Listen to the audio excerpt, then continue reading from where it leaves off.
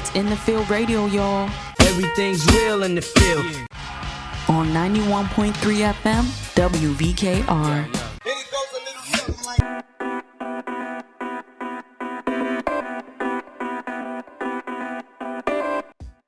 Welcome to In the Field Radio. I'm Erin Boogie here with Lady D. What's going on? So it's story time to start off this show. So I just talked to my cousin and he asked me about a wrench that Ty had borrowed. Mm-hmm. And I told him that his tools got stolen the first time that he worked on the job, which is like a terrible story in and of itself. And that he was too embarrassed to ask my cousin what brand the wrench is so that he could buy him a new one. And my cousin proceeded to tell me that it was his grandfather's wrench, who just passed away semi-recently, and it was irreplaceable. Oh my God. Who does that? Oh my God. So now we've all felt terrible for the rest of the day. And my cousin's trying to shrug it off like, oh no, it's not that big a deal. Well, then you wouldn't have said it's irreplaceable if it wasn't that big of a deal. And now you're just trying to make it seem like it's not a big deal. Oh my God. So what do we do in that situation? Did he tell you what brand the wrench was? No. Well, just ask him. Do we send an edible arrangement? I'm not sure what to do. Oh, I would say find out what type of wrench it was and then say you found it. Oops, they actually did not get stolen, and then just, how's he gonna know? Just make it look a little worn, throw it around outside, and then... His grandpa was really cool too. He did upholstery. So if someone needed their car seats redone or whatever, they would take them to his grandpa and his grandpa would do that. Yeah, right. But y'all are Italian. So what he really did was removed upholstery in cars because there was blood spatter, right? Probably. And then put it back in. But the crazy thing about it is that that's how he earned his living. But he wouldn't teach his sons or his kids that because he didn't want them to have to work as hard as he did with his hands. And I'm like, why do people so this is my family, they spoke French and Italian but didn't want the kids or the grandkids to speak it because they were American and I get of the mob. No, well, I mean, my family tried to get in, but we were Italian and Irish, so it wasn't happening. But oh no, but my whole thing is if my cousins had learned that skill, they would have a really cool skill that's needed and not necessarily something that everyone knows how to do today. Why didn't they just learn Italian? I mean, I could go learn Italian, but it's not the same thing as learning it from your grandparents. I don't know what dialect they spoke. You know what I mean? Yeah. Oh. But I'm the moral of that story is teach your kids how to do the things. Yeah. And don't lend out. Then they get really embarrassed too. You ever see the people that are like, yes, I'm Puerto Rican, I don't speak Spanish. It's traumatizing for them. Yeah. Well, yeah, because you don't feel that connection to your culture. Yeah. Especially when people are like, oh, you're Puerto Rican? And and then you can't answer them. That's the other moral of the story is don't lend out things that are family heirlooms. Well, that was my thing. I was like, well, your grandpa just died and you were like, this is the wrench I should lend out. I know. Why wouldn't you lend out the one that didn't have, a ton of family history behind it? The one you picked up at Home Depot. Boy, why was that the only wrench you had? That wrench should be taken out of production. You know what I'm saying? It shouldn't even be in the toolbox anymore. It should be up somewhere. To be honest, I don't think it was the only wrench he had. That's why I think that it's more astounding to me is that you had the generic Home Depot wrench and you chose to give out the one that had history. Wow. Well, I'm sorry. Rest in peace to the wrench. So the animals behaving badly are people animals this week. I was going to give it to my dog because he just almost got his little behind whooped because he jumped up on the bed on the sheets, which he knows he's not supposed to do. He has his own blanket on the bed that he's supposed to stay on. Oh, no. Is that what all the screaming was? Yes. And you know what? I feel like he should know better because yesterday I took him to Dairy Queen for a mini-sized cup of vanilla ice cream. So it's can I have 24 hours of you acting right? No, of course not. And also he was in a diabetic coma last night after he ate all the ice cream. Let me tell you, he ate that ice cream and passed out. He loves cake and ice cream. He does. He gets excited once we hit the Dairy Queen drive-through line. Do you want to hear about people behaving badly, but I guess for a good cause? I mean, they were Yes. happy that they did it. I'm all ears. Okay, so in Sri Lanka, I guess they've been going through it. Like, they don't have any food, they don't have any gas, like, don't even have any cooking gas. Like, they're building fires and cooking food. And I guess the cooking gas is being rationed. And this is because the government allegedly spent a bunch of money on infrastructure projects that were sketch, like not real. And oh, really? Yeah, a lot they of weren't that. real. They weren't real, or maybe they had a lot of extra clauses in there that weren't really infrastructure, where people line their pockets, basically. Yeah. It was a lot of fluff going on. So the people have been upset for a while. Late last week, all the people stormed the presidential palace. So there's like thousands, like it's so many people just running in the presidential palace. The president resigned. It's funny that you bring this up, because this was something that I meant to bring up and totally forgot about. But yesterday I was scrolling on Twitter, and I actually saw a video from Sri Lanka of the crowds storming the presidential palace, and it was like the whole city turned out. Could you imagine this one family? The woman said she walked 15 miles just to do that. Wow. The people were so happy. They felt like really good standing up for themselves. There was people in the pool. The New York Times published a picture of like people in the president's pool. They were everywhere. They were enjoying all the stuff that was in the house. Like, they felt like they were taking something back. Like, listen, you took all our money. Well, we're at least gonna enjoy it too in your house. That's crazy. And we're going to make you quit. And then the prime minister, I guess, who's under the president, also quit. So no one knows who's in charge, but they're all hanging out at the house. I mean, maybe they're all the president for now. That's true democracy. Right. Everyone is in charge of the country. Right. So I hope they work that out. But no one's seen the president. He's just vanished. I think I saw a video of him like leaving out the back of the palace and like boarding a plane with like his like roller bag of luggage. Probably. And I was like, oh man, that's like, that man is afraid for his life right now. I always look at those things and I think like, we ever gonna do that here or not? I mean, January 6th is probably the closest. But so I had this conversation with my cousin the other day for something totally different. January 6th would have been right if there was actual election fraud, but because they couldn't find any actual election fraud, it's like not the kind of like, let's rise up for good. It's like, rise up because we lost and we're mad about it, so we're actually just children.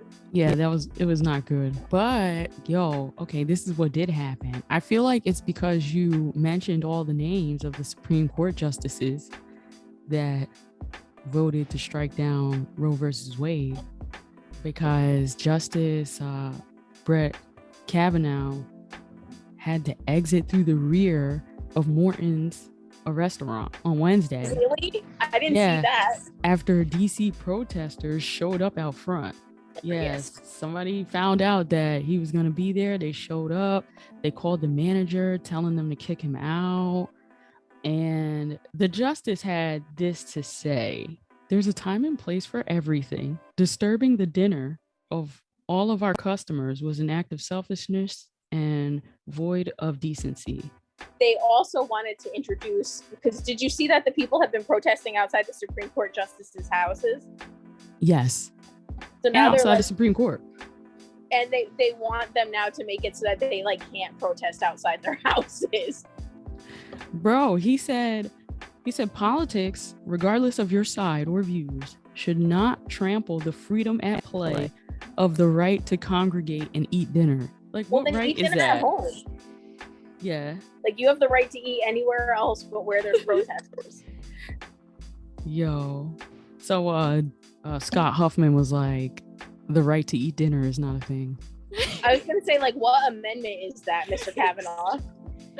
The right to enjoy dinner is not in the Constitution. Yo, so good. Yeah. Good. I hope they continue to be harassed. Me too. Because, like, why would you do something that nobody wanted? You know what I'm saying? Like, I feel like when you're interpreting the Constitution, you're supposed to interpret it, right? But you're also supposed to take into consideration like the times and like the people and what would be best for everyone, how to interpret it. And why would you choose something that nobody wanted? So that's my whole issue with what happened is you're supposed to represent as the voice of the people, but if you choose what the minority wants, then how are you the voice of the people? Like now you're just basing your decisions off of what you want, and that's not really what your job description is. Right. Because like, okay, the pursuit of happiness. What if someone is like, the pursuit of my happiness is to have an island full of underage individuals and sell them to my rich friends? You gonna say that's okay too? Well, they also make decisions based off of their religious beliefs, and it's like, okay, you don't believe in the right to choose, but I don't believe in your God, so where are we now? Well, then, and there's the separation of church and state, so like how is that a thing in there? Well, they're trying to get rid of that too. Oh, okay, enough, moving on, let's laugh. Yeah, we got real deep on that one. Right. Oh, Elon Musk, he's about to get sued by Twitter. Yay. He's backing out of the deal. But honestly, he wanted to like charge for Twitter. That was his business model? He wanted to charge for Twitter. But listen, the board members, I guess like the CEO was with it, but the Twitter board members were not with it. They used a strategy called the poison pill. And basically they like resell their shares really cheaper so they can all buy more shares. So they can like own more of the company to try to block like, you know, some sort of extreme takeover by Elon Musk where he's doing all those things that he mentioned. Did you see that there was a clause too where if either party backs out of the deal, it's going to cost them $1 billion? Are you serious? Yes. Yeah, so I mean, maybe he doesn't care, but I feel like that's good because Twitter needed the bailout. So, I mean, now he doesn't buy it. He doesn't make us pay for Twitter. He sucks anyway, and we don't want him to have Twitter. And Twitter's still going to get money. Yes. So win-win for everyone. A lot of people were speculating that he never actually had any intention to buy it. Yo, that's what I felt like. Being controversial. Yes, which he does. I was going to give him and Nick Cannon the roach of the week because, you know, Elon Musk had a baby too. Twins, actually. Yeah, he got mad kids apparently. And he was like, you know, I'm just combating the low birth rate. And then here's Nick Cannon like, yeah, me too, brother. Like, what? I wonder if their kids play together. I mean, they're both weird enough. I wouldn't be surprised. Yeah, so I didn't even know that Elon Musk was as old as he was or that he had 9 children. Where's his kids? What do they do? I have no idea, but he has like some that are like older. Oh my God. Like you never see the kids anywhere. Like you see his mom. No. And I guess they're by his like ex-wife or whatever. And I was like, ex-wife? Like I didn't even know there was one of those either. Just one person, all the kids? No, he's got kids, I think, with 3 different people, but he has like, I think like 4 or 5 with his ex-wife. But I was like, I didn't even know there was an ex-wife. Oh boy. Like, I feel like when Elon came on the scene, he was just kind of like Elon Musk and Tesla. And I guess was really good at keeping his private life private because I didn't know he was out here. Like, he dated Amber Heard. I had no idea that was a thing. Oh my goodness. Is she an actress? What was she in? Who is that? Amber Heard. She was in, I'm trying to think of something that she mattered in, and it's really hard for me to pull something off the top of my head. Like, I've never heard her name before until that whole thing. And she was pooping in beds. So like, I said something to Ty about that the other day. I forget what he said to me, and I was like, well, then I'm pooping in the bed. Oh my God. He was like, what? No. She was in Aquaman, Zombieland, Pineapple Express. Man, I saw Pineapple Express and Zombieland. Magic Mike, Aquaman again, Justice League, Friday Night Lights, in Oh, that must have been a documentary about Elon Musk. Alpha Dog. These are good movies. A lot of B That's movies, crazy. but wow. I don't want to pay for Twitter, and I can't get behind anyone that poops in beds. Right. I wonder, so did anybody call him up to be like, hey, how was she? Like as a character witness? No, Elon was supposed to testify. I don't like his face. All right.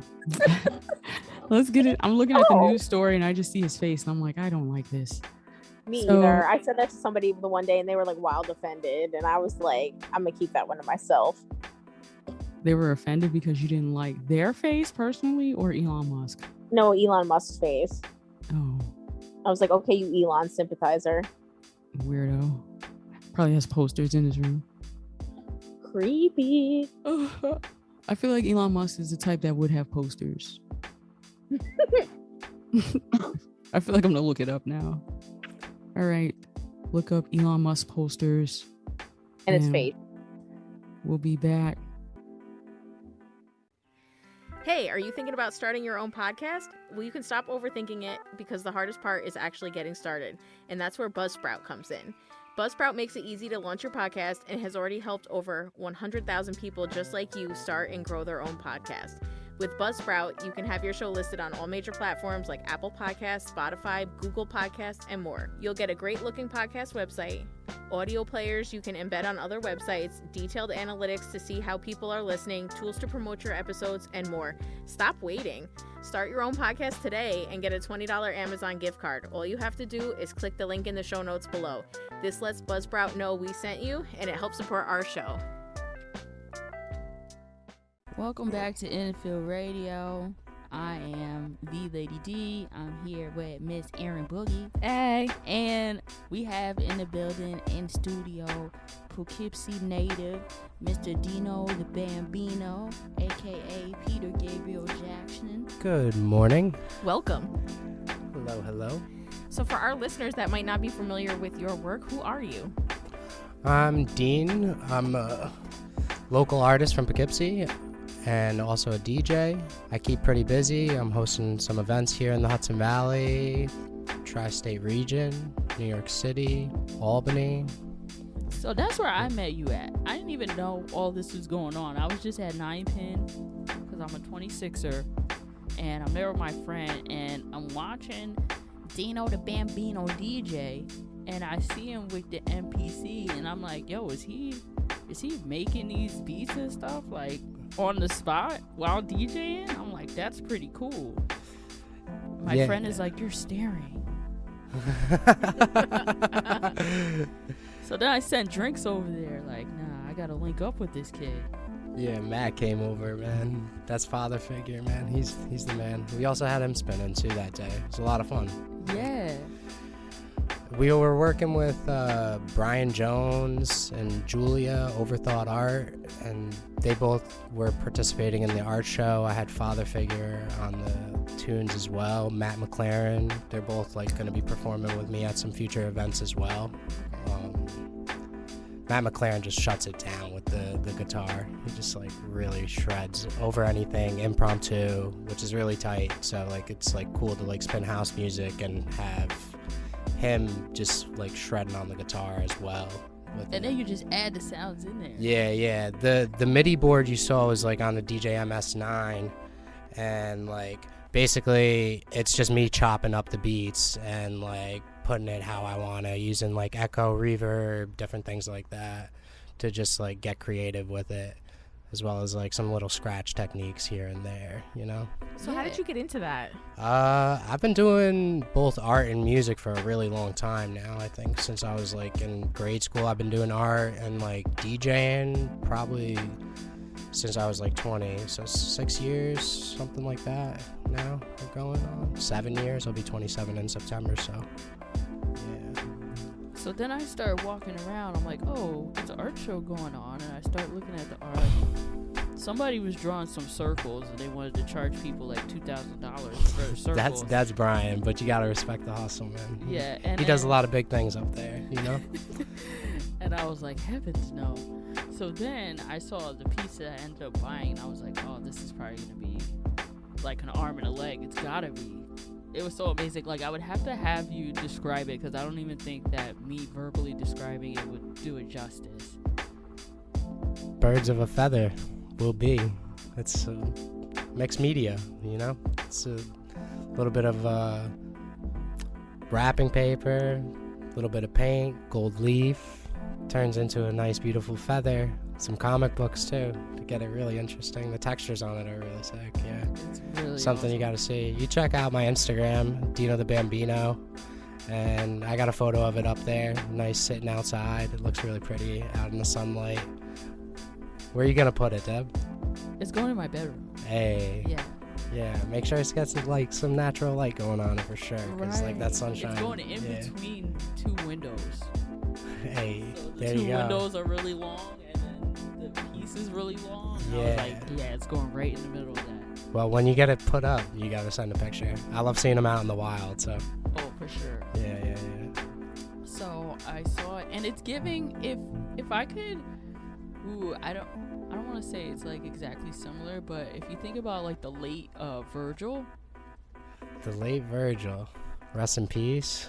yo, I mean, you blow him out the water. Nah. That's what I got when I got the piece. I was like, God, this is gonna She's be worth gassing. millions. I was like, Yeah. yo, I was literally just over there admiring it. you saw it, Thank right? you. Yeah, thank you. Yes, like it Thank doesn't you. look like it belongs in my studio. Like one day that should be like in the Louvre. You know It'll what I be mean? somewhere. It'll be in Deb's house if you ever want to go see it. You And know? wait till you see the rest of the art. I was like, oh nah, like he's gonna be a famous $1 million artist, and I'm gonna have a piece in my house. Yeah, for the next 2 weeks, my art will be up in Cryptic Gallery. I also got like an 8-foot Shout out to collage. Cryptic. Yeah, shout out to Cryptic. They're holding down an event for me. Where you been? You know? And it's going to be a real good time. We got 8 artist vendors, 8 DJs.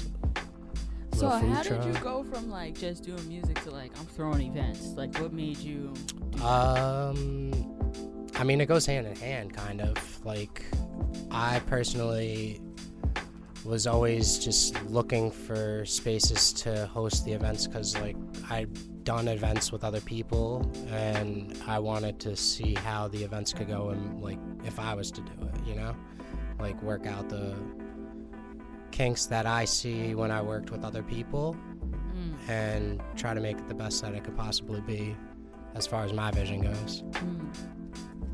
Okay. What do you see yourself doing with like the music and art? Like, would you always want them to be combined together? I mean, they're not combined together at the moment. Just like my art's under a different alias. I consider that my like kind of alter ego, because as far as DJing goes, I'm just out there playing other tracks that I love, you know? It's always like other people's production. I don't produce music, so Okay. I just consider that like a thing I do. Like when people come to see me play, it's just like you're coming to see Deano play. It's not like, hey, whatever, some crazy name like Peter Gabriel Jackson, you know? Right. Exactly. So, yeah, like consider them one and the same, because I am one and the same, but they're totally different aspects of my like life. Who do you have a favorite artist? Like my favorite is probably Salvador Dali. Right now, I'm messing with like a lot of different collage artists that I've been seeing lately. I just was in Scottsdale a couple weeks ago, and I was at the Scottsdale Contemporary Art Museum, and I saw this guy, Chris Santamaria is his name, and his collage art is just like mind-boggling. Like he does a lot of stuff that makes it look like a color wheel, rainbow, chaos, structure. It's just amazing. Another guy was a big inspiration of mine is Yao. He's from Japan. He's another collage artist, but the scale of his pieces and compositions are just like very, very like just mind-boggling, beautiful, ethereal, just different, otherworldly for sure. Yeah. I've always been jealous of like a artist's mind, because I'm like, yo, what is going on in their head, like when they make these things? Like, is there like a process? With my process, at least, I don't know what other people's processes are. Sometimes, I mean, I've seen some artists work in their elements and see that, but like as far as my process goes, it's very much I just look through a bunch of different magazines. I keep just like looking, reading, finding new things, and going along the way with it. And then eventually, like after cutting a bunch of things out, I'm sitting there with scraps in front of me, and eventually it just becomes a composition of itself, you know? It's fun taking like the images that were once in a certain space and like taking them out of context and putting them into a new context. It's like a lot of fun to do that, I think. So yeah, that's like how I go about it. It's just always just looking at new things and seeing how these things can come together to be one, you know? Where do you draw inspiration from? All over. I mean, music. I visit museums. I travel. I love to travel. I love seeing like different parts of the world. Yeah, so that's it. Viewing other cultures. What's your Learning favorite about. place that you've been to? That's a tough question. There's so many good places to go in this world. But if there's any place that I would go back to that I've been to before, Spain. I love Spain. It's like one of my favorite places in the entire world. You went to Spain already? I've been there several times, yeah. Oh my God. I got to go when I was 16, when I was 20, and when I was 22. I went there as well. I got a friend that lives in Barcelona. Shout out to Mark, Levon to Sound. All those guys, man, they're great. They showed me a lot about like sound system culture out there and just like reggae music and really put it on. But when I was 16, I went there as well, and that was like a huge eye-opener. I went there for Holy Week, which is like the week leading up to Easter, and they just do these big processions where it's like a massive parade filled with just like, they're called penitentes. They carry these floats on their back barefoot through the streets of Spain, and it's like one of the biggest honors if you can be that person carrying the float, at least in like the Christian community and stuff like that. Yeah, but like it's just beautiful there. It's like really the language, the culture, the food, music, all of it just like culminates into like a beautiful thing, beautiful place to be. So yeah, I'd go back there for sure. I've been dying to go. Like as soon as possible. You're making me want to look at flight prices. It's probably cheap. I don't know. It might not be. It used to be like $100 to fly to Dublin from Newburgh, like for a while. So I was just like always going over there. Yeah. So I feel like artists, like visual artists, artists period, they get like a bad rap. There's like the starving artists. How do you How do I eat?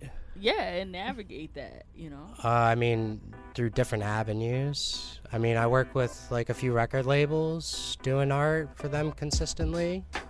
I do my own shows by hosting my own events to try to sell my works through just selling it on Instagram or my DJ gigs that I pick up as well. Yeah. But you don't really worry about it. Nah, like you can worry about money all the time. I mean, everybody worries about money eventually. Like, yeah.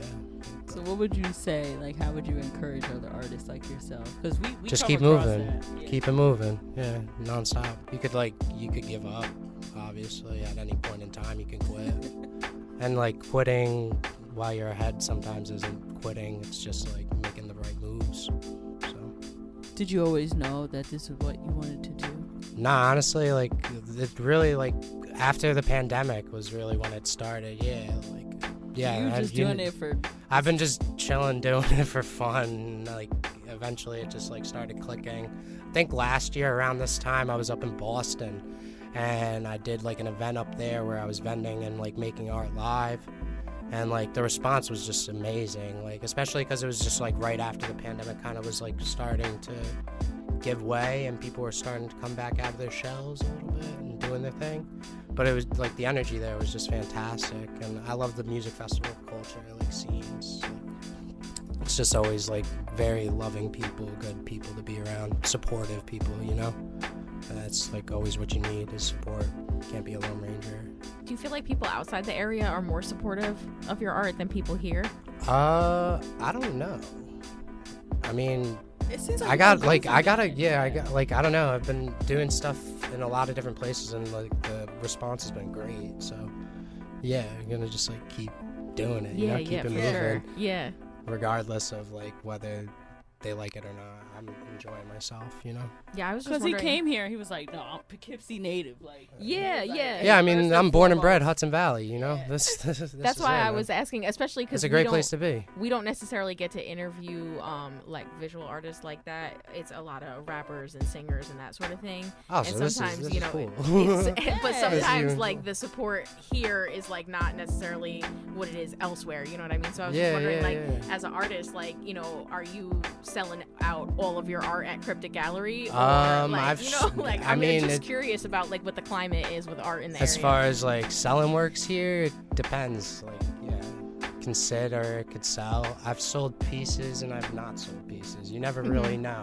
It's not necessarily the climate. It could also be your work, but like, I don't know. Oh, that's a different perspective. I feel like you just dropped a Ooh. serious gem on us right Yeah. now.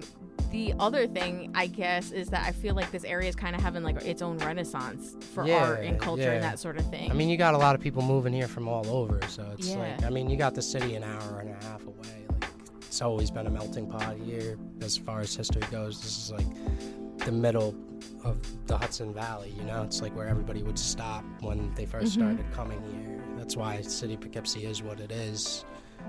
Like, it's built to the size like Newburgh is as well. Like, it was just like a trade city. So it's cool to see like a lot of new life coming here, though. That's for sure. It's different to see because it's been a long time. yeah, no, for sure. Like, yeah, it's definitely been a long time. So it's cool to be a part of that too, you know?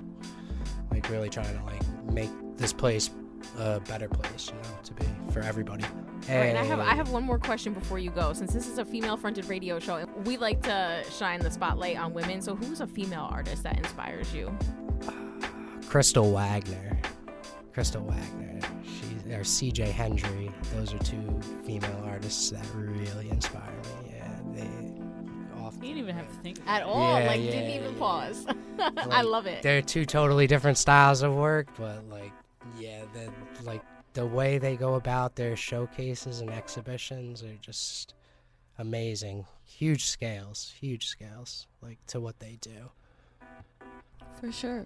Well, make sure you let the people know where they can find you. Plug yourself. Always make sure you check with Cryptic Gallery. Well, I don't know. You do events everywhere, so I don't want to just. Yeah. there. You could just follow my Instagram, Deano The Bambino. That's DeanoTheBambino. Bambino, Dino, you know? And then when you go there, you'll see like the @Peter Gabriel Jackson. Yeah. You'll see all like the people I'm associated with and You'll like see the everybody. things I Father do. figure. Yeah. You'll see Everybody. Father Figure, High Vi Sound System. Shout out to High Vi Sound System. Any events that I've done in the past, any events that are coming up. Me and my buddy Mohammed Hashishin Palestino. We do events every second Thursday of the month down in Queens and Beacon. Real fun ramen joint. Get it going. Yeah. So, yeah, there's all, like, just follow me on Instagram. You can see what's going on. Is it bad that I'm kind of like gatekeeping my art? I was like, everyone else can't see it. It's mine. Well, you can go to my Instagram and see it, but it's not the same. It's not the same. It's not the same as in person. Yeah. Like, anything on Instagram is not the same as in person, so just keep that in mind. And it's crazy on Instagram. So can you imagine? Well, thank you for coming. I'm so happy I got to sit with you. Likewise, thank you, Deb. Appreciate it. Yeah, thank you for Yeah, stopping appreciate by. you guys It was having great me. to meet Yeah. you. Be well. Welcome back to In the Field Radio. I'm Erin Boogie here with Miss Lady D, What's going on? and it's time for the Roach of the Week. There's a cockroach right there. There's a roach. Okay, so this week I'm awarding Roach of the Week to Pearl Osoria, Shatara Placencia, and Tatiana Johnson, who were drunk on the Lower East Side and went into a French fry shop called Belle Fries. And they asked for extra sauce, and the restaurant charges between $1.25 and $1.75 for extra sauce. Whoa. Which I thought was a little steep, right? But if you don't like the price, what do? You'd be like, oh, no, thanks, I'm good, right? No, not these two women. No, not at all. They trashed the entire store. Oh, no. And yeah, no, they caused I think $25,000 worth of damage. Like, they broke the tablets that they use as registers. They stole money out of the register. The one lady punched a cop when the cops got there while she was being arrested. She assaulted an officer. They ripped they had the plexiglass up on the wall for COVID-19. They broke all that off. They ripped it off the counter. They threw all the sauce all over the store. They actually assaulted the employees. They hit them with the tablets and jars and stuff. And the employees actually had lacerations to their heads. Oh my God. Yes. And the crowd of people behind them were filming them and cheering them on, which I thought was also disgusting because these women were clearly acting not respectfully in any way to this establishment, it's a small business. It's not like it's a chain or anything like that. And the woman that actually owns it is only 23 years old. Oh. So they're all facing various robbery charges, all felonies. They're facing, one of them is facing assaulting an officer, and the employees, they're all traumatized. The two employees that were on shift while it happened, they were still deciding whether or not they were going to go back to work. Not because they didn't love where they work, but because they were afraid. So they were torn because they want to work and make money and support their families, but they were also afraid of getting injured on the job again. So and the whole thing went viral. Everyone knows where the restaurant is. You don't know who these people know, Well, now the owner is saying that in order to prevent something like this from happening again and to protect the workers, she's hiring a security guard to work the door at during the weekend, and she's going to put up a glass enclosure so that way the customers cannot get to the employees. That's insane. And I think it's sad that that's what it's come to. And the fact that the crowd was cheering on these three women, which were obviously engaging in awful behavior, instead of cheering them on, why wouldn't anyone stop them or try to help the employees or literally anything other than cheering and recording? And I think that speaks to the decline of society, that we're so desensitized to this kind of stuff that we'd rather capture it on video for likes than intervene and help people in a situation, even when you know it's wrong. Right. It's ridiculous. I don't know why that one got to me. It made me angry. No, it should, because the people cheering them on is really what blew mine. I guess, yes. 50% yes for that, and 50% you don't like how much someone charges for sauce in their restaurant, so you destroy the restaurant. What? Who That's raised crazy. you? These people, they should be animals behaving badly segment, because people don't act like that. That's not how people are supposed to act. My roach of the week goes to Damien Roux, far-right French politician, and the Greek news outlet that reported that Hideo Kojima, the creator of Metal Gear Solid, was the suspect in the Japanese Prime Minister Shinzo Abe's assassination, a game creator, because of a tweet that the French politician made, Damien Roux. He took a joke that tweeters made about how Hideo Kojima looked like the suspect, the actual suspect. So he saw that and took the pictures and posted, some cryptid tweet about the far left kills. And then so the Greek outlet saw the tweet and just took it for fact because a politician tweeted it, and reported on live news that the game creator was the suspect. Posted 3 pictures of him. Oh my God. Right. Out of control. So they're This the is another roaches thing that of the speaks week to- for not fact checking and just where people get I their was gonna news say from this and is facts. like the quintessential spread of misinformation. For real. Like this is the poster child for that. But we're about to get out of here. Make sure you follow In the Field Radio on Facebook and anywhere you listen to podcasts and Instagram. And then catch us back here on Thursday at 11 p.m. You can submit music or whatever you want. Talk to us, info@inthefieldradio.com. Good night, y'all. Good night.